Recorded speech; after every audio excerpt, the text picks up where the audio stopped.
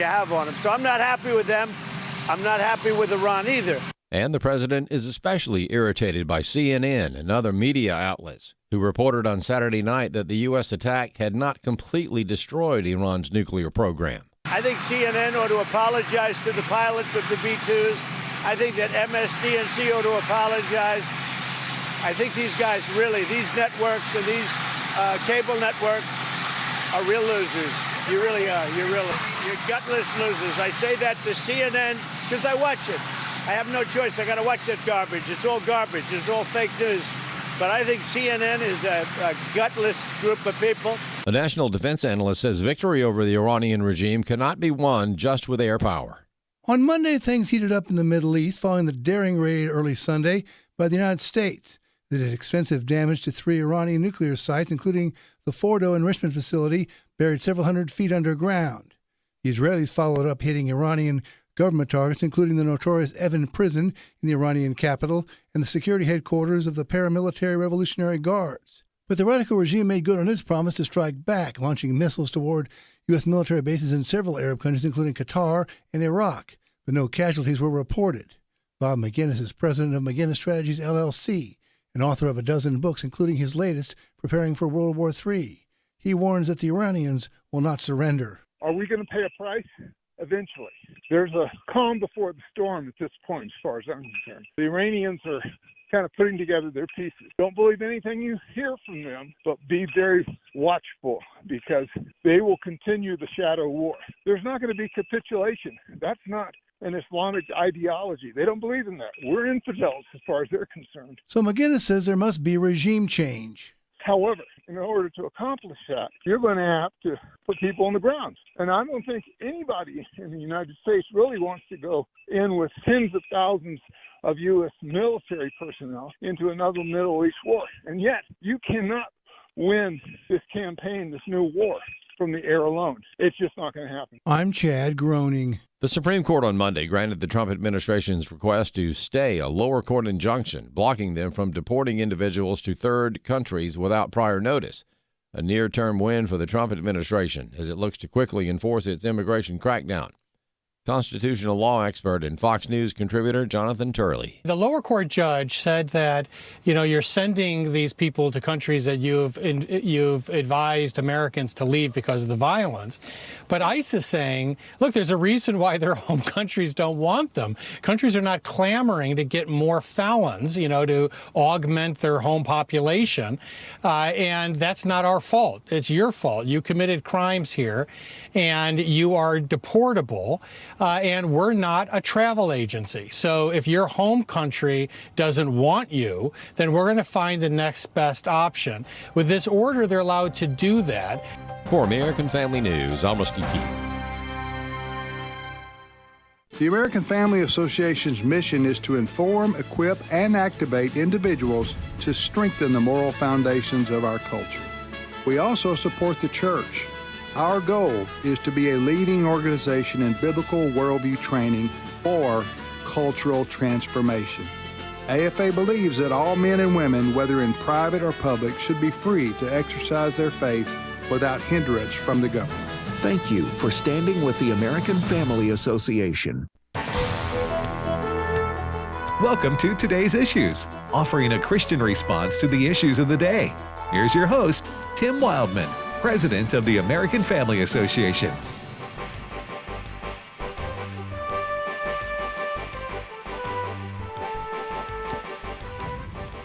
Hey, good morning, everybody, and welcome to Today's Issues on the American Family Radio Network for this Tuesday, June the 24th, 2025. Thank you for listening to AFR. I'm Tim with Wesley Wildman. Good morning, Wesley. Good morning. And good morning, Chris Woodward. Good morning. And we're in Tupelo, EMS, and in KCKS is our good friend, Dr. Ray Pritchard. Hey, how you doing, Ray? Hey, I'm rocking and rolling here in Kansas. How are you doing, Tim? So let me ask you this. You've been gone a while, right? A couple of weeks? Yeah, we were, Marlene and I were in Chicago for a couple of days for a board meeting, and then we spent a week of ministry out on the Pacific Coast at Cannon Beach Conference Center in Cannon Beach, Oregon, where, we're having this heat wave here in the center part of the country, right? 90 plus and such. Out there, it was like it went down to 50 degrees at night, and then it would. It never hit 70 the whole week we were out there on the coast. So wow, yeah, we perfect weather. We had a good time out there. Absolutely perfect weather. A couple of the pictures I'm looking here, that's the first I've heard of Cannon Beach, Oregon, and it looks really beautiful. Well, describe it, Ray, for the. Well, you're right there on the Pacific coast, and it's a conference center that incidentally is 80 years old this year. Right, the year right as World War II was coming to an end. A Portland pastor and his wife went out there by faith and bought some land, and now it's the major Christian conference center in the Pacific Northwest. And Wesley, there's several miles of just beautiful white beach. Haystack Rock is there, which is world famous. And I walked down to the Rock and back about 2 miles round trip every single day we were out there. Wonderful. Yeah. Wonderful. Well, glad. What was your topic? What was your Bible topic? Oh, way back in the book of Genesis. After Eden, stories of faith, failure, and the dawn of civilization. We started with the story of Cain and Abel and got to Lamech and got to Enoch, who walked with God, and Methuselah. And the last message on Friday night was called The Days of Noah, why God sent the flood. And it's sort of Tim, the whole series in one sentence is, if you want to understand the future, look to the past, because the past is the key to the future. And Jesus said, as it was in the days of Noah, so it will be when the Son of Man comes. So if you want to understand the crazy things happening in the world today, Genesis explains it all. Amen. Amen. Well, we got to go ahead. I was going to say, Paul says that too in Romans, where he says everything that was written in former days were written for our instructions. You know, people read Genesis 5, those, the genealogy, and they think it's boring. But it's, Methuselah. I mean, Methuselah lived 969 years. And I said to the people, look, if you're 90 years old, you're not even 10% of the way to where Methuselah was. So we had it's so much fun going back into the parts of the Bible we don't read very often, but it's full. Let's say it this way: Genesis explains the Bible, and the Bible explains all of life. Amen. Amen. Amen. All right. Well, a lot to talk about today. Dr. Walter Wendler, president of West Texas A&M University, will be with us at the bottom of the hour. He joins us every 2 or 3 months to discuss a interesting topic, and we will do that today with him in just a little while. But what's leading the news, Chris? Depending on which TV news channel someone follows, you're getting different reports on whether or not we're in a ceasefire again between Israel and Iran. And I say that because while you guys were talking with Ray, I have no idea where they get this information from. I'm just reading the Chiron or message down at the bottom of the screen. BBC just reported Trump says Israel-Iran ceasefire back in effect. That's different from what Fox says. Fox says Trump is going to a NATO meeting to push for a ceasefire between Israel and Iran. Meanwhile, CNN and MSNBC are saying that Israel violated the ceasefire by firing one another last night after Trump's big announcement that both of them supposedly had agreed to a ceasefire. Well, there's no better feeling than to be in a room and realize you're not the only one confused. Okay. Welcome to my world. Yeah. Yes. So we may or may not be back in a ceasefire, but the big story last night, and I do have some sound to this effect today. Last night, around about a little bit after 5 o'clock Central, it was announced by President Trump on Truth Social in all caps that both Israel and Iran had agreed to a ceasefire after a 12-day war between those two countries, firing rockets at one another, what have you. Everybody knows that Trump used B-2 bombers to go after Iranian nuclear sites on Saturday, and then less than an hour or two after news of the ceasefire, Israel and Iran both traded missiles with one another again. And Trump this morning, as he was departing the White House, expressed his disappointment in both Israel and Iran for firing on one another and violating the ceasefire. Clip 2. Israel, as soon as we made the deal, they came out and they dropped a load of bombs, the likes of which I'd never seen before. The biggest load that we've seen.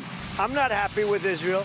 You know, when I say, okay, now you have 12 hours, you don't go out in the first hour and just drop everything you have on them. So I'm not happy with them. I'm not happy with Iran either. I don't like the fact that Israel went out this morning at all, and I'm going to see if I can stop it. So as soon as I get away from you, I'm going to see if I can stop it. All right. Oh, man. I know, right? Yeah. I'm rubbing my eyes here. I know. That's the first I heard that. When was that clip? Okay. That was this morning. Okay. On live television. I've used the expression good Trump, bad Trump. For the most part, it's good Trump with his presidency, but sometimes. Well, yesterday when he came out with this 5 o'clock, he announced on his Truth Social, he said, "Congratulations to everybody. The ceasefire's been brokered between I brokered a ceasefire between Israel and Iran, and we were all happy. And I hope, but then Iran says we don't know what he's talking about, and Israel is going like we're not commenting. Yes, sir. And so, okay, my personal opinion, which is just what it is that President Trump got out too fast on this, and should have waited to make a more formal announcement than just blurting it out on Truth Social. That's what he did, right? Mm-hmm. Mm-hmm. I know he wanted to get it out there, and he's excited about the prospects of it being an agreement, a ceasefire, and into hostilities between Israel and Iran. But that's just my opinion. He got out there a little early on it, and it should have waited maybe 24 more hours to get everything in place before he, because they were still firing, right? Iran was firing weapons at our military base in Qatar. Well, yes, they were. And was the president a little bit premature? Yes. Was he? Look, he's not the first president to lose his temper and use some salty language when discussing what is going on in the Middle East. I suspect that every single president who's tried to solve the problem over there has felt exactly the same way. What should we say? Okay, Chris, what do we want to say here? Is there a ceasefire? Is it tenuous? Is it tentative? What word do you want to use to describe it right now? Well, oftentimes when things like this happens and it's unclear as to what the word should be, we just say there's news of a reported ceasefire, or there's reportedly a ceasefire. Trump says there's a ceasefire, things like that. We attribute it to somebody else. Well, look, supposedly Iran, Mr. Trump was angry that Israel unloaded. Yeah, they did. But supposedly Iran fired 2 missiles into northern Israel after the start of the so-called ceasefire. Look, if Iran's going to do that, Israel's going to answer back. Right. So one can hope now that the ceasefire will hold. Yeah, absolutely. And today we'll find out, I guess, in the next 24 hours whether that's going to hold. And of course, yet to be determined, I guess, or yet to be, we don't know. What does this look like? I mean, is Iran going to have to officially surrender? Are they going to have to give up their plans for a nuclear weapon altogether and let independent inspectors come in and monitor what they're doing if they continue to do development, uranium enrichment or whatever they that's about my extent of how you make a nuclear weapon. Right. Ray? Right. So there's a lot of things yet to be determined. But the first thing would be to stop hostilities. But that's only if Iran has been completely neutralized, I would say, if you're looking at it from Israel's perspective. Well, okay. I would say it this way. The point Iran better understand is Israel is not playing around. They are not messing around. If Iran thinks that Israel is done, let them launch a few more missiles, and it'll be. Israel's got plenty. Let's put it this way: Israel's got plenty of resources left to attack Iranian bases, missile launching sites, weapons labs. They're not at the end of the targets that they want to hit. Mm-hmm. So if I was Iran, I'd take my hand and I'd move it as far away from any launch buttons, because Israel, they will strike back hard. Yeah. Mm-hmm. I just need to say this for the record, and then I understand exactly what you're saying earlier, Ray, about presidents can lose their tempers like anybody else and lash out and say things they regret later. Right. But President Trump should not be using the F-bomb on international television. Right. It's just not appropriate. As angry as he may be at Israel and Iran. Was that last night? No, it was this morning. This morning. Mm-hmm. Okay. This morning he was doing a press conference with the people of the Is rope that line. part of the clip we heard? Oh, yeah. Yeah. Okay. And We aired the family-friendly portion of it. he said that Israel and Iran didn't know what the blank they were doing. Mm-hmm. And CNN just did like 15 minutes straight on that. Okay. Yeah, that's not good. Yeah, he shouldn't do that. You gotta maintain some decorum, when you're president of the United States. But anyway, we'll see. Next 24 hours will tell the tale. Yeah. On whether or not the ceasefire, as it were, is going to be abided by. So. Anyway. Now, with regards to CNN, which they just did a very lengthy segment on Trump's use of language there and whether or not he should do that kind of thing. Trump also did not hold back his comments. Again, in a PG clip here. Here's what President Trump had to say about CNN and MSNBC based on their coverage of Saturday's bombing from the U.S. Clip 1. I think CNN ought to apologize to the pilots of the B-2s. I think that MSDNC ought to apologize. I think these guys these networks and these cable networks are real losers. You really are. You're real losers. You're gutless losers. I say that to CNN because I watch it. I have no choice. I got to watch that garbage. It's all garbage. It's all fake news. But I think CNN is a gutless group of people. And the people that run it, nobody even knows it's been sold so many times. But the people that run it ought to be ashamed. MSDNC, a guy named Brian Roberts, he heads it. He's a disgrace. He's a weak, pathetic disgrace. So President Trump clearly not a fan of CNN or MSNBC. Yeah, since a long time ago. Calling them fake news and calling them out in public. Yep. I think the president was slightly irritated this morning and was just expressing himself. And by the way, Tim, I do want to go on record and say I agree with you. I think it's very wise if the president doesn't use that sort of language in public. There is a kind of decorum that we expect, right? Yeah. We expect it whether it's Ronald Reagan or Donald Trump or George W. Bush or any of the Democrats, Bill Clinton or whoever it is. We expect better from our president. Yeah, you can plain talk without having to use that kind of language, and that's anyway. I'm going to take us off track here for just a moment. Okay, go. The night before last, or the day after the bomb, we bombed Iran. Whatever day that was.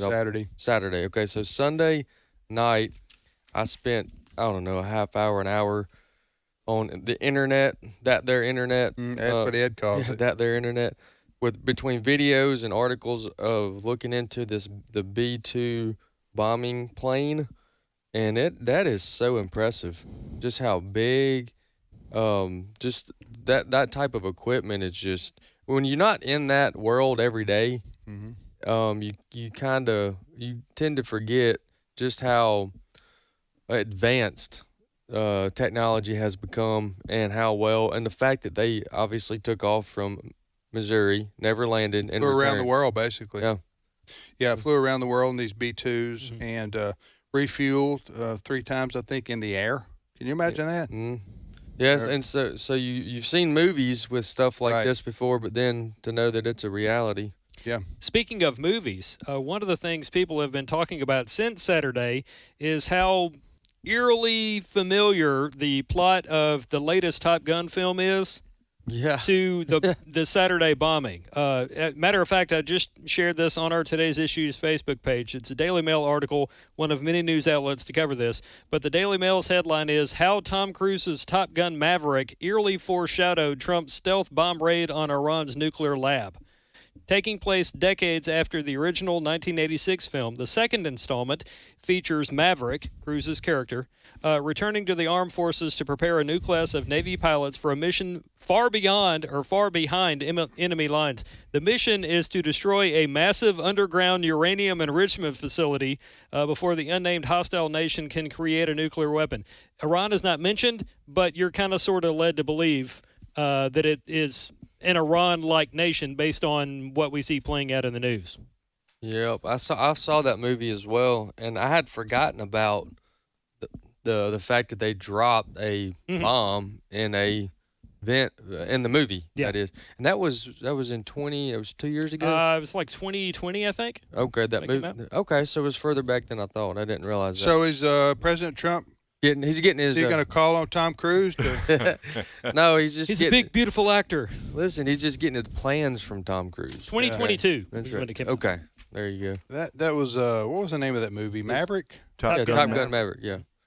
It was the second part to the original. When was the first? Ray, do you remember when the first Top Gun? The 1980s. Yeah, right? that's right. 80s. Oh, in the 80s. 80s. Yeah. Wow.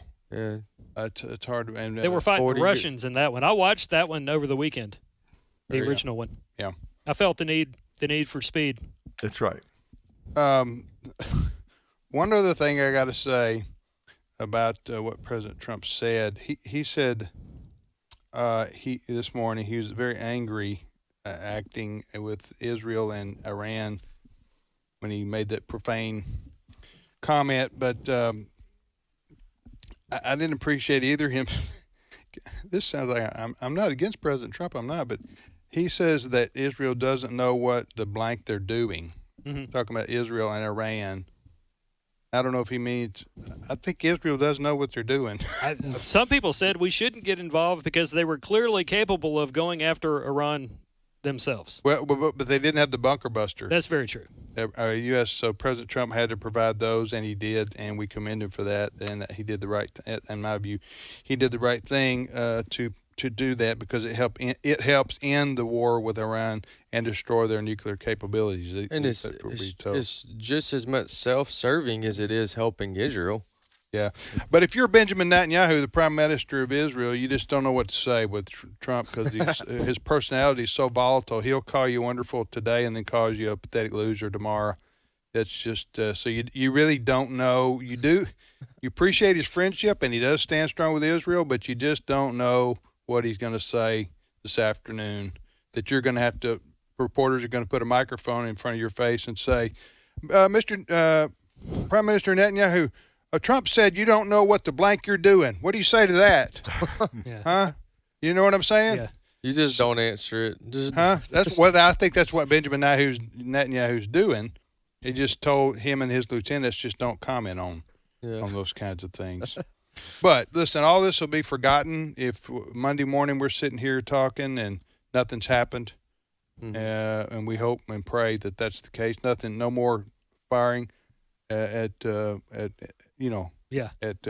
another. I hope if the Lord tarries and we all live to see Monday, I hope we have different stories to talk about at the top of the show because I have feared for several days now people are going to think this is a repeat because we keep talking about this. Right. Although it is the biggest story in the world, this is a show called Today's Issues.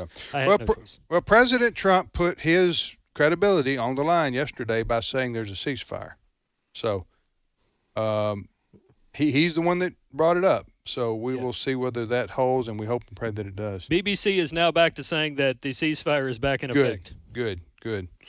All right, so you're listening to Today's Issues on the American Family Radio Network. Next story. This relates to it, and it sounds like I'm making it up, but it's not. I found it on the internet, so you can believe it. And I'll share the link on our Facebook page. A Democratic national security aide to Joe Biden and Bill Clinton has come forward to praise Donald Trump's bold decision to bomb Iran and says Kamala Harris lacks the, quote, courage to have done the same. The official is former NSC official Jamie Metzi. He's no Trump fan, calling him out for dangerous and undemocratic actions. But he says the president took a needed step to try to wipe out Iran's nuclear program. Jamie says, quote, "I voted for Kamala Harris and have been a vocal critic of many dangerous and undemocratic actions taken by President Trump, but I'm not a blind tribalist and am perfectly comfortable praising President Trump for bold and courageous actions in support of America's core national interests," as he took last night, talking about Saturday night. Yeah, the Democrats would do well, Ray, to sit their criticism out, so to speak, on this one. Well, I think that this fella, whose name, what's his name, Chris? Jamie Metzi. That ought to be the Democratic position. Yeah. We disagree with the president on some issues, right, but he made the right decision here. It takes courage, doesn't it, for a Democrat to say anything favorable to President Trump. A Democrat brought an end to World War II really quick with a decision no one wanted to make. Right. Right. But this fella here that's talking here, he was a high level. He was in a high level position for what? To Joe Biden and Bill Clinton. Yeah. So he's a lifelong Democrat. Said he voted for Kamala Harris, and she would have been better on a lot of other issues. But he said Democrats, his own party, should commend the president for this bold action to take out Iran's nuclear weapons. Because listen, Ray, Democrat and Republican presidents have acknowledged and been saying for years, Biden and Obama and that Bill Clinton before that Iran was the chief sponsor of international terrorism. Yep, that's right. And don't forget, with respect to Israel, they know that Hamas and Hezbollah have been getting their money from Iran. That's right. Yep. So imagine if you're, let's say the state of Illinois was attacked, for example, and by Indiana, whose borders in Iowa? I'm just using an example we would all understand. They came from both sides. Yeah. Let's just say that rockets were being fired into Illinois from Indiana and Iowa, and Illinois knew that they were getting their money from North Carolina, for example, to provide these rockets in their terrorism activities into their border states. Then I guess that would help you understand how Israel, wants to cut off the head of the snake. Mm-hmm. The head of the snake would be Iran, so that they will not and cannot fund this terrorism, Hamas and Hezbollah, any longer, on their borders. Anyway, that makes sense. Well, it's exactly right. Yeah. That Iran is the chief bad actor in the Middle East. Right. And they're funding so many of these other Hamas, Hezbollah, and other groups. And Israel's doing the right thing, trying to cut off the head of the snake. And we wish them all the best. Israel has taken out so many of the Khomeinis, that's the religious leader in Iran. Right. Top lieutenants. I mean, it's just taken out. I mean, they killed them. Mm-hmm. Nuclear scientists. This is what they've been going on the last. And they could have taken out Khomeini. They say they know where he is. They've chosen not to do that so far. Right. Exactly. So. I don't think I'd be sleeping very well if I was. No, I know. That Mossad, which is the Israeli equivalent of our CIA, is just unparalleled in their activities. We'll be back momentarily. It's my turn. Here is your host for My Turn, Don Wildman. Then Jesus went with them to a place called Gethsemane, and he said to his disciples, "Sit here while I go yonder and pray." Gethsemane is located in a valley. Perhaps that is symbolic. For life cannot be lived on mountaintops. It is a series of highs and lows. And here at Gethsemane was a low period for our Savior. Gethsemane is located in the Kidron Valley, between the Mount of Olives to the east and the temple area inside the walls of Jerusalem to the west. It was a favorite spot for Jesus, and no doubt he came here often to pray and rest. On the night of his arrest, he had brought with him his disciples. 3 of them, James, John, and Peter, he took on into the garden. He went farther into the garden to pray, asking a simple request of his 3 friends that they watch for him while he prayed. But 3 times he returned to find them sleeping, perhaps because it was late and they were tired, or perhaps because they did not understand the seriousness of the situation. It was in Gethsemane that Jesus agonized in prayer. His will came into conflict with God's will. He could see before him an ugly and painful cross which he wished to avoid.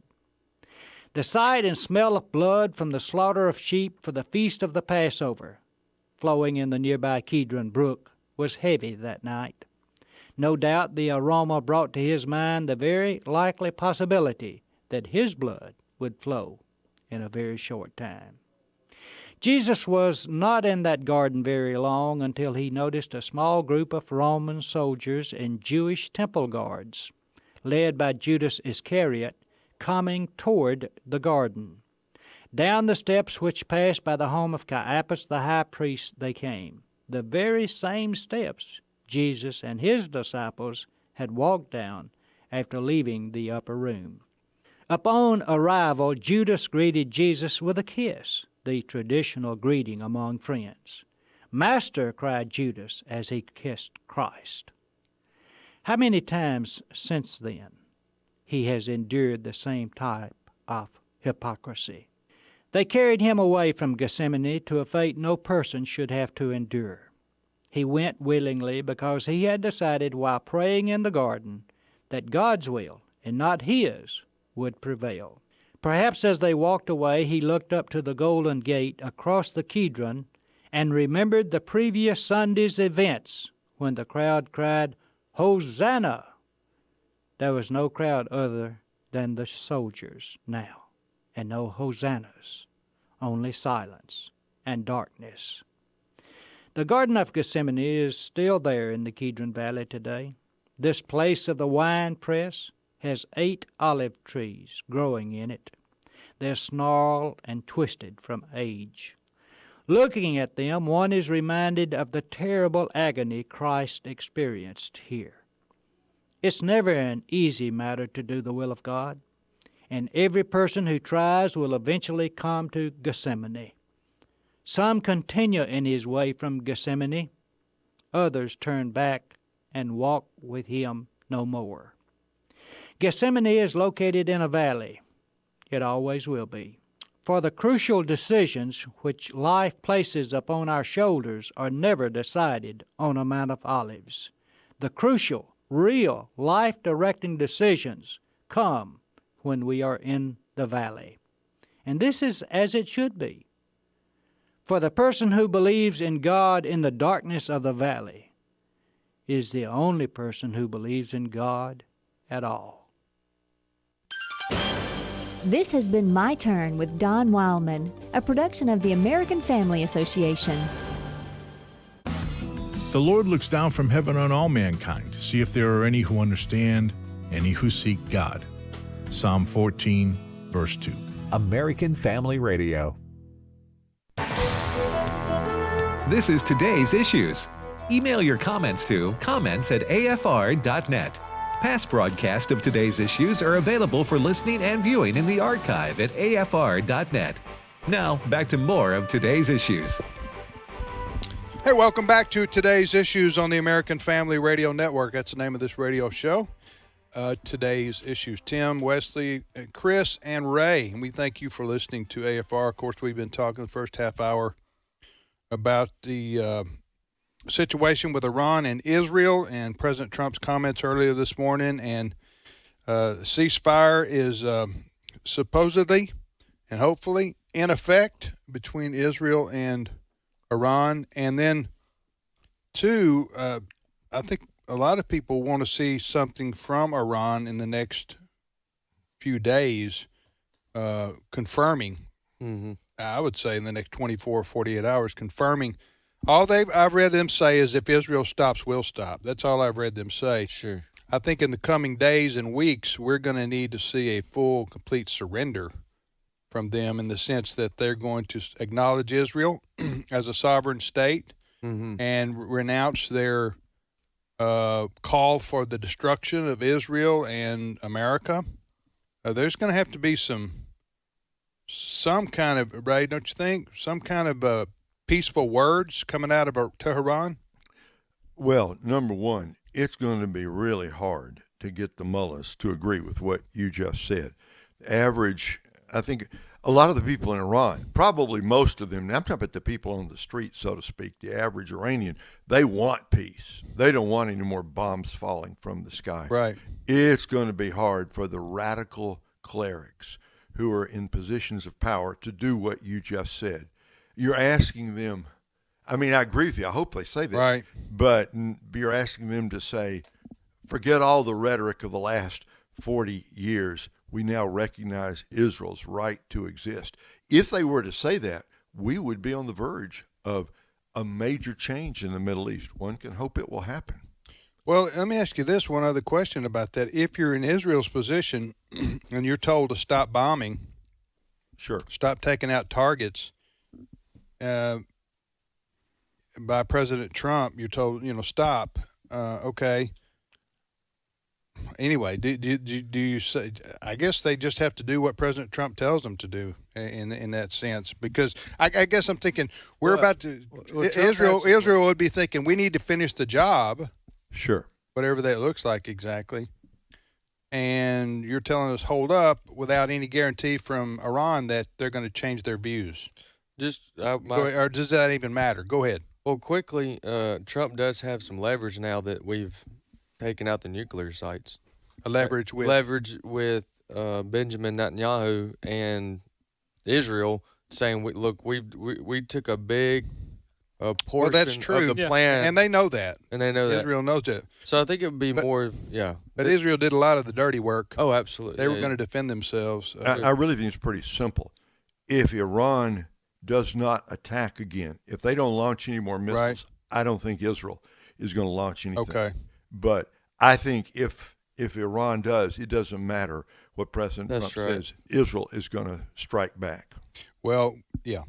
All right, you're listening to Today's Issues on the American Family Radio Network. Well, joining us now is Dr. Walter Wendler, president of West Texas A&M University, located in West Texas. And he joins us now. We have Dr. Wendler on every couple, 3 months to talk about various sundry issues, a lot of them having to do with education, higher education. Good morning to you. Good morning, Tim. How are you?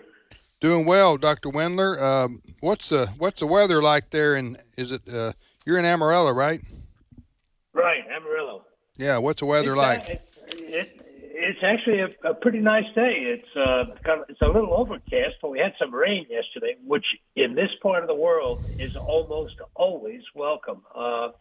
So I'd say the weather is good. For West Texas, it's good. The reason I ask is it gets dry there a lot of times. Y'all have had the experience the wildfires the last, couple of years, right?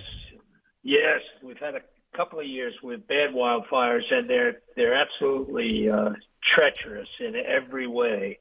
They don't get as much, you don't see them as much on national news as you did, say, the Palisades wildfires in California, because it's very sparsely populated, but there are people that have lost complete herds of cattle and so on and so forth, and every possession that they own went up in smoke. So it's treacherous. It's very it's serious business. Okay, I have an article in front of me that you wrote called "Public Cynicism Regarding Higher Education is Up," and give us an overview of this topic, because a lot of people wonder, is college worth paying for? Go ahead. That's a good question, Tim. And in fact, a lot of people are asking that question. There's so much borrowing that goes on for a college education. And unfortunately, about 40% of the students who take out loans never finish their degree. That's according to University Business. And that's disturbing. It would be like taking out a loan to buy a car and you never get the car. Right. And I know on universities, a lot of times faculty don't want to think about the degrees as a commodity. But Tim, in my mind, if here the total cost, room, board, books, everything, without any assistance, where you pay the full freight, is about $20,000 a year. Well, if you slide $20,000 across the table, you expect something in return for that. And if all you're left with is an empty promise and a bunch of debt, you're not going to be very pleased with it. And unfortunately, that's one of the things that drives up public cynicism, in my mind. I'm a baby boomer, so I'm no spring chicken. But the fact of the matter is, when I went to college, I could get a summer job and work a little bit during the school year and pay the total cost of college. You can't do that now. You'd have to be a heart surgeon to do that at most schools. And you got to have a degree to do heart surgery. You know what I'm saying? Yeah. That's true. Yeah. And hopefully it would be a good degree, because a lot of times that's another thing that drives cynicism. People are paying for the degrees, and then they get out and they find out that the degree has not prepared them for vocational work of any kind. And that's a very good point. Parents, I know, who are most of the time the ones paying for the college education, you do take a look at what your son and daughter picked to study, and you go, can you get a job in that field? Mm-hmm. Okay. And I know, a lot of parents go, I don't think majoring in art culture, especially based on where you live, unless you're going to teach art. Yeah, sure. It's based on where you live. Even finance, not so much, but definitely heart surgery. So I'd be curious to him, what would be his call, or what would be his pull for when to go to VOTEC school, or when to go to a vocational school, and when to go to a university or college. And I would like his perspective, because he is right. He is a president of a university that offers more than just those 4 or 5. So, well, Ray, what about that? While we're waiting to get Dr. Wendler on, a lot of people are now considering, and I think wisely, hey, there's no point in going to 4 or 5 or 6 years of college when I can go to a school to learn how to be a electrician, a mechanic, or a plumber, or whatever. Well, today you may go to a school and drop $150,000, or if you count all the expenses, even $200,000, and come out with a degree in medieval basket weaving, and there's not a big market for that today. Right. It's hard to make money doing that. Then you got to start at the bottom of some field that your college degree did not prepare you for. Then you got to ask yourself, what did I get for my $150,000? Right. And the answer is not much. One thing that I think some people fail to impress upon, like, young people today. A lot of young people today want to be an influencer. They want to be on YouTube or social media hawking something. I do. And they fail to realize that everybody expects a toilet to flush, a light to come on, or a roof over their head. There's nothing wrong with blue-collar work. So if you're not sure about what you want to do in the future, go to school for 6 months, learn a trade, and that'll put you in the market, making money, paying taxes. Nothing wrong with that. Another one is a barber shop or a hair salon. You don't have to go to 4 years and spend, $150K to do a job like that. Dr. Walter Wendler, from president of West Texas A&M University, joins us now. You could go to study how to keep the internet working. That could be a major there. That would be. Huh? There could be. They're called IT people, and all of them do well. They have jobs. They do. So where were we, Dr. Wendler? You were commenting. Well, yeah. Well, we're talking about the utility. I'll call it the utility, the vocational utility of a degree. And there's an old Yiddish proverb that some people attribute to the Apostle Paul, although I've never seen it in his writings, that basically says, if you haven't taught your son a trade, you've taught him to be a thief. And I think in some ways that's what we're talking about here, of something that has purpose in the workplace and other people are willing to pay for. I mean, that is, in a sense, the capitalism of work. If you have a job and do it well, somebody in all likelihood will pay you for it. And if you don't, or if you don't have the skills to do something of value to the general public, that's a challenge. Yeah, absolutely. And, some of the other things that I point out in this piece, Tim, that you started by prompting me with, I mean, it is important. Too many universities are increasingly seen as ideologically driven or biased, and they tend to lean away from what I would consider to be conventional, traditional thought processes and lead to another side of the political spectrum. And that builds distrust, especially for families that want to see children gain access to a good life, a good skill set that allows somebody to be a productive provider for their family.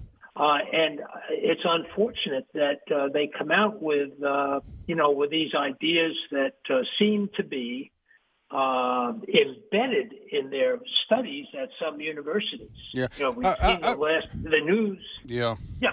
I would say one other thing, and this is sort of related. You're talking about ideology, and we've heard all the reports over the college campuses, and it's long known that the majority of college campuses, the vast majority probably of college campuses and university campuses in our country have professors that are left-wingers, okay? And that doesn't really matter to me so much as if they're not going to force that ideology on their students, because almost all of them, I don't know why that is, but again, not all. There are some conservatives on campus, but on campuses, some people are just independents. They just teach their subject and they don't try to force feed their ideology. I remember when I was in college, this is back in the 80s, and it was at a state university, Mississippi State University, and I was taking like anatomy and physiology. I don't know what I was doing in that class. So you talk about why am I in here? That was me and botany. I was looking around going, I don't know, am I the only one that doesn't understand what she's saying? Anyway, she was a professor, and it was the first time I ever heard a person talk about evolution. And she was basically talking about evolution, and I'm talking about Darwinian evolution and how that was fact. And I was thinking about, I want to ask her questions. Because she was sort of putting down those of us who came from Christian homes who believed in the Genesis account, right, of creation. And anyway, I'm just saying that was way back in the 80s. So I know I think being challenged in your faith is not always a bad thing. It can be a good thing. You need to be challenged in your faith. But I would say this: if you're a parent considering sending your child off to a secular university or a state university, or sometimes you can go to a college that has a Christian name in it, and they're still secular in their orientation oftentimes, but that student needs to be well grounded in their faith before they go take on challenges that they haven't had to necessarily contend with yet. Does that make sense, Dr. Wendler? Makes tremendous sense. Yeah. And I'll tell you what, Tim, my wife Mary and I talk about this frequently. That has to start at home. Yes. You can't expect and too many of us as Christians, we expect the church to do that for us, and the church will help us. But our fundamental responsibility as parents is to, I'm going to say, reproduce our beliefs in our children. It's right. To share them as clearly with kids and let them know the difference between right and wrong based on our view of the world through God's word. And not many public universities are going to talk, presidents will talk like that, but I do. And to your point, Tim, about, why is it that so many professors lean left? That's what you said, lefty. Yeah. And I'll tell you, one of my findings in some research that I'm doing right now, over half of all of the presidents of the United States, that's 24, which is more than half by one, have graduated from 9 institutions. And those are Harvard, Yale, the College of William and Mary, Princeton, Stanford, Columbia, Georgetown, the U.S. Military Academy, and the U.S. Naval Academy, West Point and Annapolis, of course. Over half, 24, have graduated from those schools. Wow. And that's according to the Center of Effective Lawmaking. But here's what's amazing, and I think you'll appreciate this. This is a stunningly select set of college campuses. There are 3,931 universities in our nation. And here's the fact. 0.0002% of these institutions have produced over 50% of the presidents of the United States. So if you want to look at what the average president of the United States thinks, or that half of the presidents think, look at what happens at those institutions. And I'm not being critical. I mean, there's some good, very good institutions on that list, but they are a select set of institutions that guide the thinking of young people that end up as in leadership roles. Yeah. You know, William F. Buckley, a Yale graduate, famously quipped in an Esquire magazine article published in 1961. He said, and I quote, "I'd rather be governed by the first 2,000 people in the telephone directory," he said, "than by Harvard University faculty." I didn't say that. I'm just quoting it. I know. And by the way, that it stood the test of time. Yeah. I think it's important. But all of this, in my mind, is leading to cynicism in higher education, and in all, but especially in public higher education. Yeah. And I think good leaders can do something about that by pushing back on this kind of stuff, using common sense. Yes, sir. Dr. Walter Wendler has been our guest, president of West Texas A&M University in Amarillo, and they his article is called "Public Cynicism Regarding Higher Education is Up." We have that posted. So if you go to our Today's Issues Facebook page, we posted this column by Dr. Wendler. A lot of good facts and information in it for your consideration. Dr. Wendler, thanks for being on with us. And every time you're on with us, I just wait for you to get fired the next day for being on for somebody saying you shouldn't be on American Family Radio, and you've survived now a year, I think. So anyway. Yeah, maybe it's making me stronger. Yeah. Maybe it's making me stronger. Amen. All right. Thank you, Dr. Wendler. Appreciate it. Bye-bye. Appreciate it. Good. Bye-bye. Okay, that's Dr. Walter Wendler. I think he grew up in New York, he said. And you can still tell. Yeah, the accent. He's got the leftover New Yorker accent, but he's... Look, I don't know where he comes from, Tim. We could use about 1,000 more presidents like him.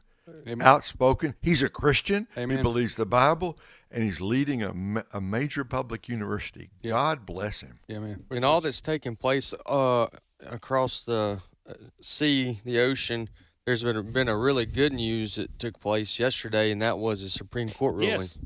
Yeah. Yeah, tell us about the Supreme Court ruling.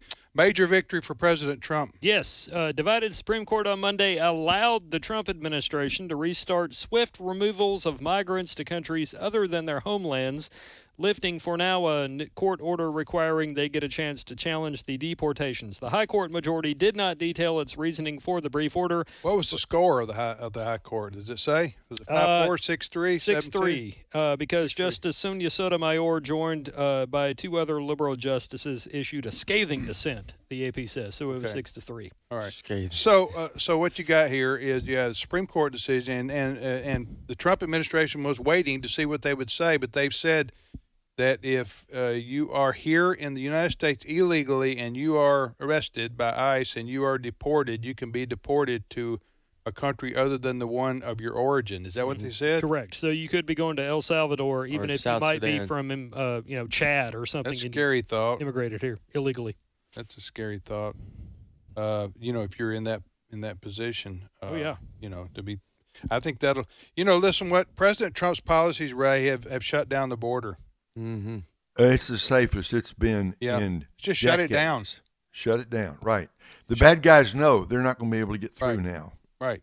Exactly. It's just shut it down. And so that was, you talking about promises made, promises kept. That is one big one that President Trump ran on, closing down the border. But which leads us to this story. That is, I was looking at a story last night with, and it had the number of Iranians that came in when Biden opened up our borders and said to the world, "Y'all come," Yeah. and they did. Right. Like 15 million people that he allowed to flood into our country with free passes. And I know we've talked about this ad nauseum, and that did hurt the Democrats in the election because people. The majority of Americans were fed up with watching what was going on with the border. Yeah. But now, what do you? How many Iranians that we know of came into our country during Biden's administration? Yeah, this is coming from a news outlet called the Center Square, which does straight news. More than 1,500 citizens of Islamic Republic were stopped by U.S. immigration officials as they attempted to cross illegally from 2021 to 2024. Of the 1,504 who were apprehended by immigration officials, 729 were allowed to stay in America by the Biden-Harris administration. Yeah. So, that's why I don't. And those are just the ones we know. Talk about possible sleeper cells. That's the reason I bring this up. But we keep hearing about possible sleeper cells in the U.S. Sponsored by Iran or Iran, whichever one you want to call it. And if you say, well, how would they get here? Well, they would have gotten here during Biden's administration when he opened up the floodgates. Yeah. Through the southern border. Yeah. Yeah, I know we mentioned this a lot, but I personally don't get nauseated talking about it just because I know the potential long-term, not potential at this point, the long-term effect that it's going to have on our country and the open of the border during the Biden administration. Yeah. And I think is every opportunity we can get to point back to this was a purposeful and intentional plan on the Democrat side, and they supported it. Right. That we need to take every opportunity we get. Yeah. So thank goodness for the Supreme Court ruling in the correct direction, allowing President Trump to continue his plan of deportation.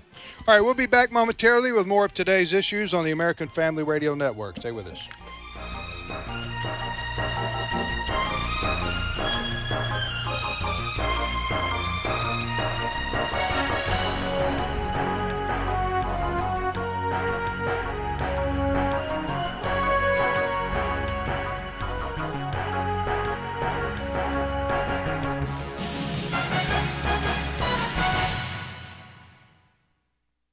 The views and opinions expressed in this broadcast may not necessarily reflect those of the American Family Association or American Family Radio. Faith, family, freedom. American Family Radio. As a federal or state employee, you have the opportunity to support the American Family Association through the combined federal campaign. By designating a monthly payroll deduction using 12037, you help AFA continue to fight for your family. So when you complete your CFC form, remember, AFA's number is 12037. And thank you for your help. This is American Family Radio, a listener-supported ministry of the American Family Association.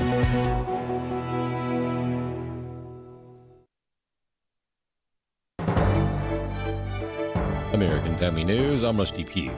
President Trump says the ceasefire between Israel and Iran is in effect after the deal initially faltered.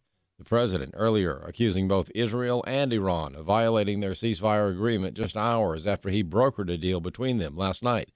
Mike Tobin has the latest from Beersheba, Israel. The IDF says it was actually 2 missiles that violated the ceasefire, came into the north of Israel about 4 hours after the ceasefire was supposed to take effect, and Israel has responded to it by striking in Iran, hitting what they said was a radar array. Following that, Prime Minister Benjamin Netanyahu had a conversation with President Trump, and Israel is not firing into Iran any longer. All of that following a flurry, waves of missiles that flew from Iran into Israel this morning. One of them impacting in the southern Israeli town town of Beersheba, resulting in a great deal of destruction. There was a family of 4 that was inside the bomb room in that apartment building. They took a direct hit and did not survive. House Speaker Mike Johnson and other congressional Republicans holding their weekly press briefing today, where they discussed the U.S. strikes against the 3 Iranian nuclear facilities over the weekend. House Republican Conference Chair and Michigan Congresswoman Lisa McClain praising President Trump for delivering peace through strength. Iran will never try to go down this path. Prepare to face the full fury and wrath of American firepower. The House Financial Services Committee holding a hearing today to discuss the current state of the U.S. economy. Federal Reserve Chair Jerome Powell testifying before the committee, defending his recent decision to keep interest rates steady. Despite elevated uncertainty, the economy is in a solid position. The unemployment rate remains low, and the labor market is at or near maximum employment. Inflation has come down a great deal, but has been running somewhat above our 2% longer-run objective. The DOJ takes on Washington State's attempt to mandate the reporting of sexual abuse that's revealed during Catholic confession. Therese Crowley with more. It's called the confessional seal. What's said in the Catholic sacrament of penance is sacrosanct between the person and God, with the priest standing in for Christ offering God's forgiveness. Now the Department of Justice is suing Washington State over a new mandatory reporting law, requiring a priest to break the seal and report any confession of abuse to the state. Governor Bob Ferguson signed the law requiring a priest to choose between state criminal charges or being excommunicated by the church for breaking the seal. The Trump Justice Department argues this violates the free exercise of religion for all Catholics, and DOJ will not sit idly by when states attack the free exercise of religion. The Fifth Circuit Court of Appeals has blocked Louisiana's proposed 10 Commandments mandate. Bronson Woodruff has reaction. This would-be law would have affected every public school and state-funded university in Louisiana. Matt Krause is of counsel with First Liberty Institute. He explained to AFN what it would do. Would have every public school in Louisiana put up a copy of the 10 Commandments in their classrooms. And so that's what HB 71 did. That's what was found unconstitutional by this panel. This was not the ruling his team was hoping for. However, his team did expect it. It's disappointing, but hardly surprising. He said once Louisiana got this panel at the Fifth Circuit, they knew there was a good chance the court might lean this way. Nevertheless, he said this is not the end of HB 71. However, we are confident that once the case goes before the full Fifth Circuit, which the Attorney General of Louisiana has already stated she's going to pursue, that the law will be upheld. So this is a temporary roadblock. Again, disappointing, but hardly surprising. This is by no means the last word on this topic, and we look forward to having HB 71 vindicated in a future hearing by the court. I'm Bronson Woodruff. And finally, the first potential hurricane of the season has formed in the Atlantic. Tropical storm Andrea has formed out in the open Atlantic Ocean, some 1,200 miles west of the Azores. Andrea is not expected to impact any landmass, and there are no watches or warnings posted anywhere, though cyclones at sea do pose risks for international shipping. In Miami, Eben Brown, Fox News. For American Family News, I'm Rusty Pugh. I'll do some stand-up comedy. Abe will do some preaching. Tim will MC the whole thing, and I'm really excited about it. The Weekend with AFA is a chance for our supporters to get better acquainted with the people and ministry you're supporting. It's a Weekend with AFA, Thursday, October 2nd through Saturday, October 4th in Tupelo, Mississippi. Speakers will include Abraham Hamilton III, Jenna Ellis, Tim Barton, Tim Wildman, and more. Register at afa.net/weekend. Today's Issues continues on AFR with your host, Tim Wildman, president of the American Family Association.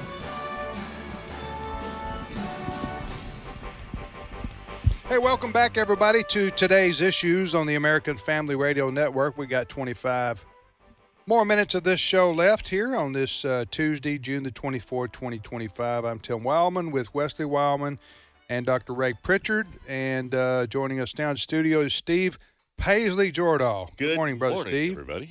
How you doing, brother? I'm well.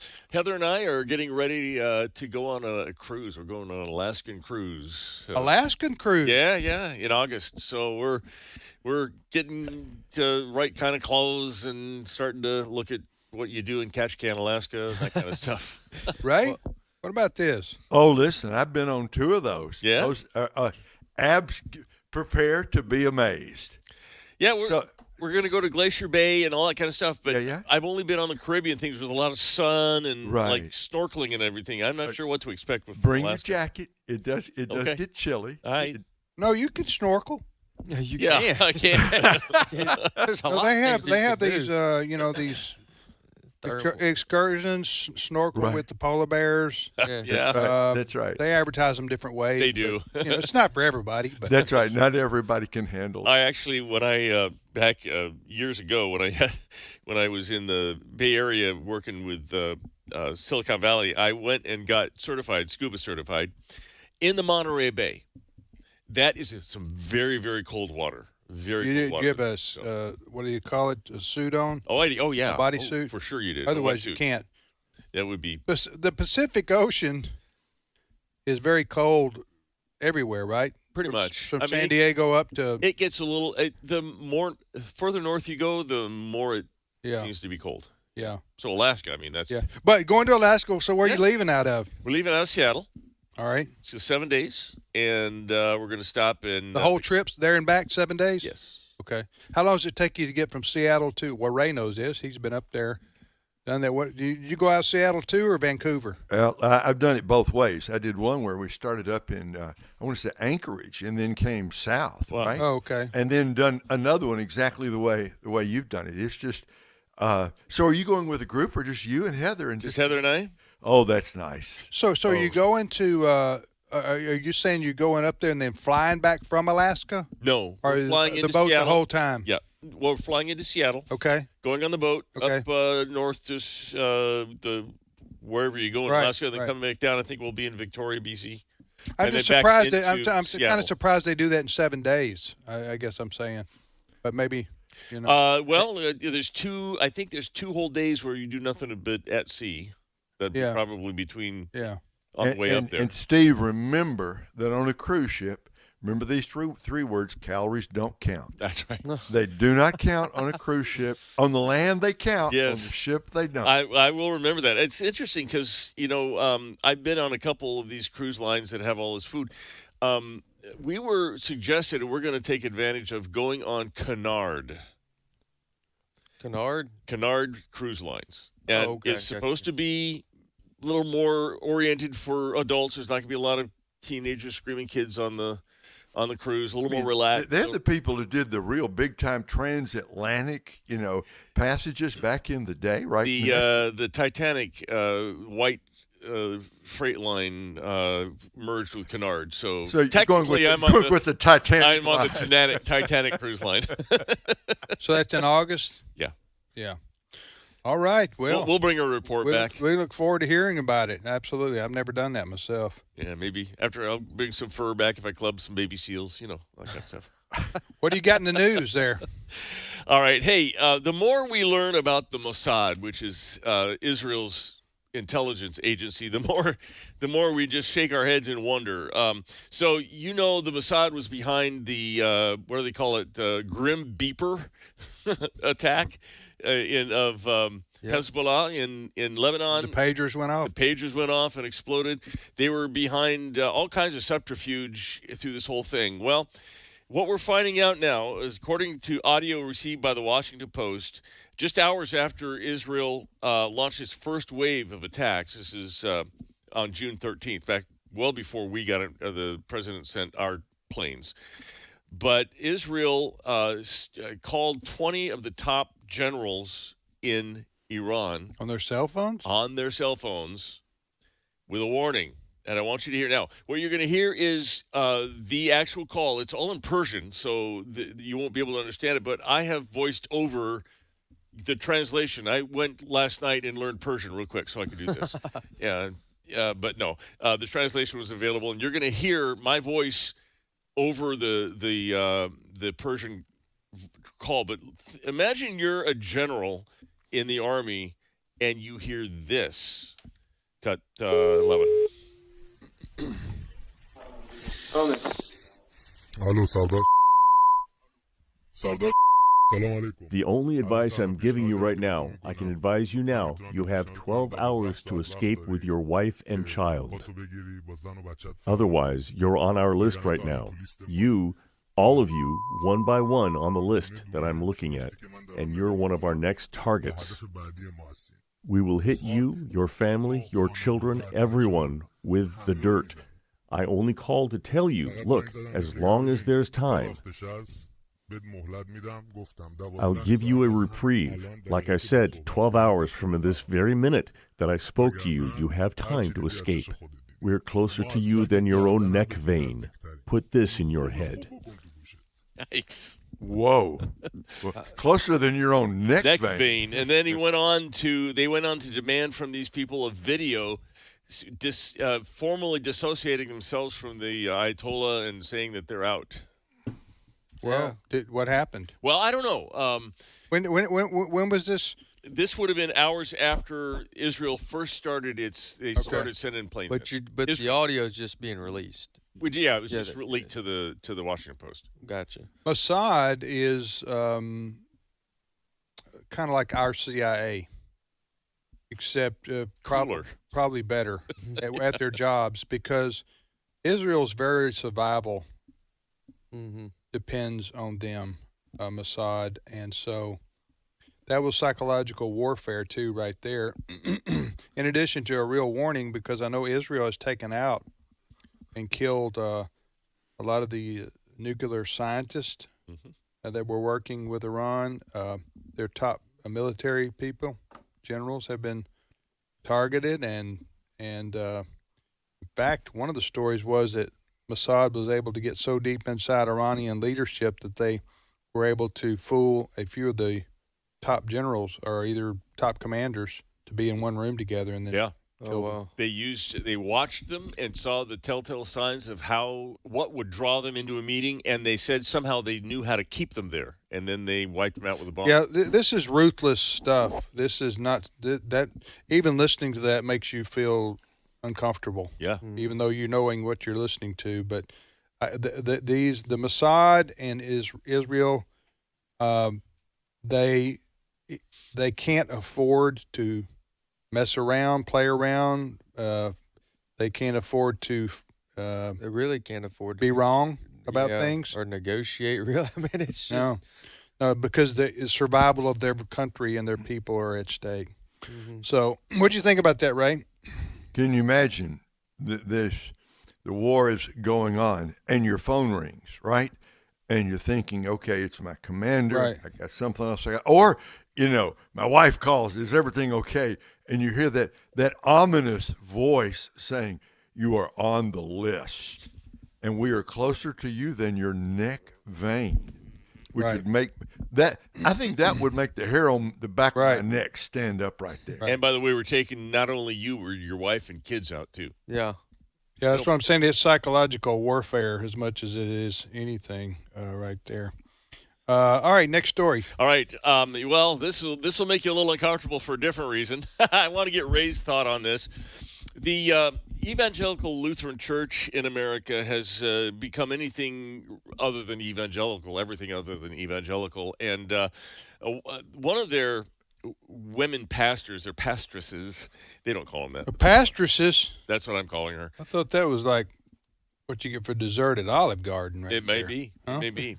Anyway, one of their pastors. I have a raspberry pastresses. I'm sorry. Go ahead. No, it's true.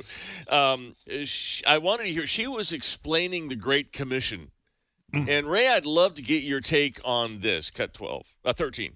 You are supposed to be my witnesses. You are supposed to make disciples. You are supposed to tell everybody to change their mind and way of life.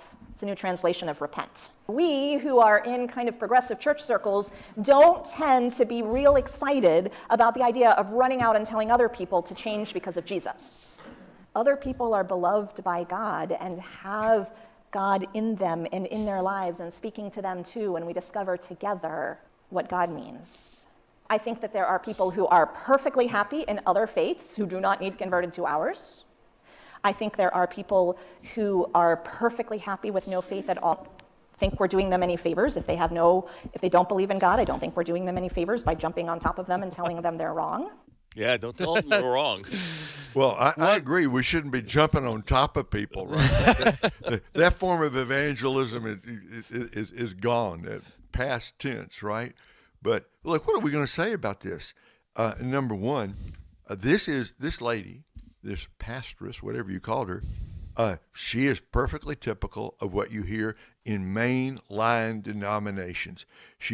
We shouldn't think that's not an extreme example, Steve. That's what you will hear in mainline denominations. Number two, that bears no resemblance to the Great Commission that the Lord Jesus gave in Mark 16, Luke 24, and especially in Matthew chapter 28. Go into all the world and preach the gospel to every creature. That's not just unbelief. That is rank heresy. That is, and I use this phrase, people throw it around, and I use this phrase advisedly. What she is saying is a lie from the pit of hell. It is satanic in its root, in its origin, and it is satanic in its effect, and those who follow that kind of teaching will end up where this woman will end up unless she truly repents and comes to Jesus. You're going to end up in hell. This is the blind leading the blind. You're guaranteed to fall into the ditch. Well, I'm wondering what kind of faith that is. What kind of religion is that you don't care if anybody else believes it? Certainly not Christianity, because if you believe, or we believe, whoever believes the Bible and knows that there's a heaven and there's a hell, then obviously if you knew that someone who was going to hell and you knew that, or at least their lifestyle and everything else says that, then you would want to convert them, obviously. But that's a serious question. I got a funny thought, though. As I was listening to her, all I could do is picture her in a room in like a kumbaya and just sharing things that come to her mind that while she's holding a Bible that she doesn't even believe in. It's like I've always wondered why. Obviously, what Ray Pritchard said is the answer, but I wonder why people like herself has to go to so much stress and anxiousness to not use the very book that she's holding. Just create your own. What's her name? I don't. Let's go with Susie. Okay, why doesn't Susie just say, "Here's the religion according to Susie"?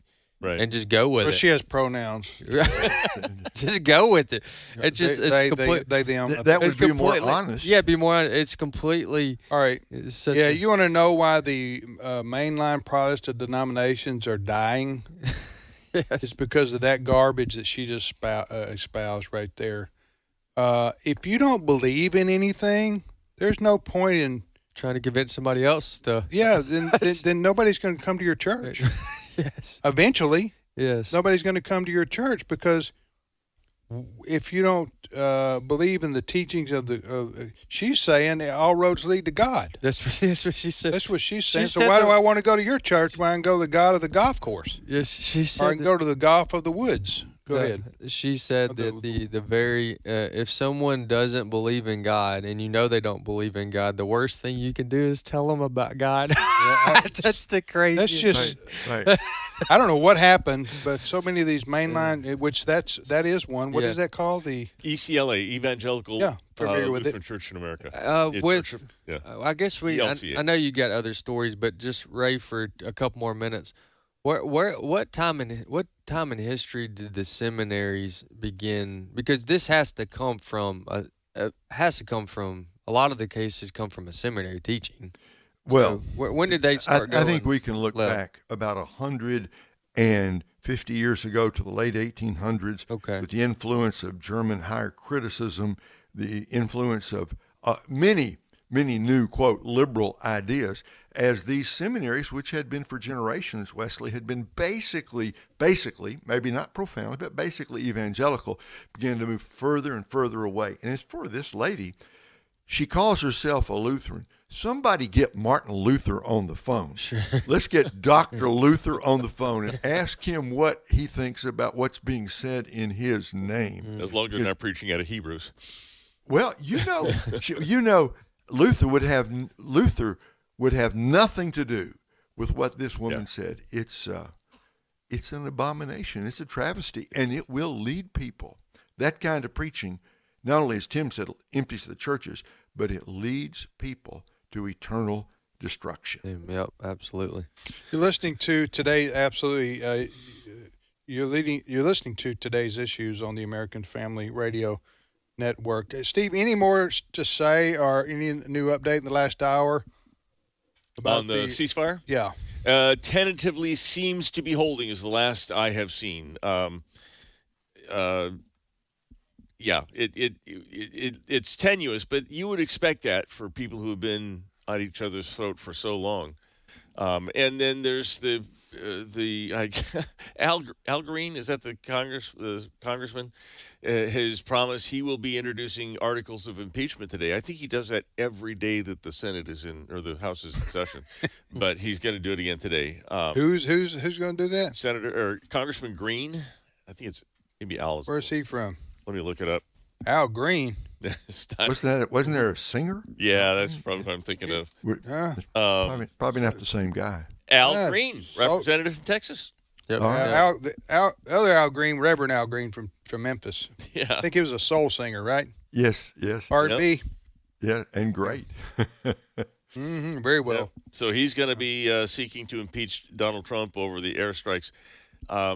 It's not going anywhere. No. So yeah, tentatively holding as far as we know. Although, yeah, we're hoping that this pans out. Did you know that I can't remember, Brazil maybe has nominated Donald Trump for a Nobel Peace Prize? No, I didn't know that. Yeah. That tells you the culture shifting.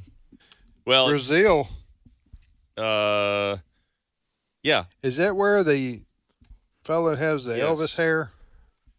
Is the president? You know what I'm talking about? Yes. I do not. He's got the sideburns and everything. Yeah, for real. Is it a Bolsonaro? No. Or is that Argentina? It was Pakistan.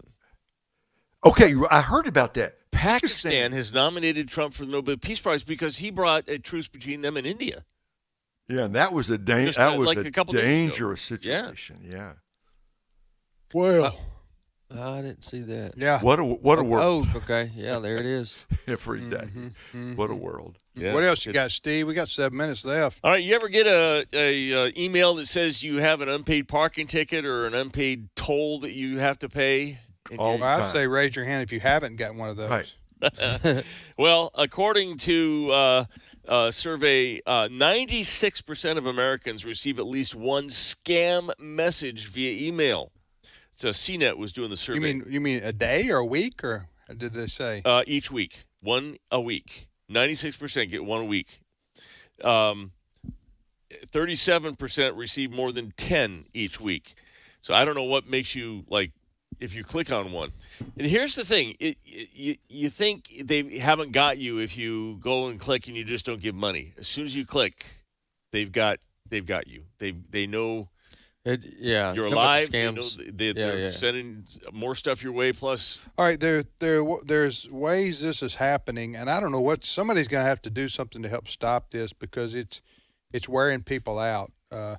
Between phone calls, text messaging, and emails. Mm-hmm. I call them spammers and scammers. Mm-hmm. And thieves. It's just relentless with people now, huh? And thieves, they're a thief. Oh yeah, but they get you on the phone, and they take advantage of elderly people a lot of times too. You heard that, so what do you, Ray? I know you talked about this. And you said they must have your picture.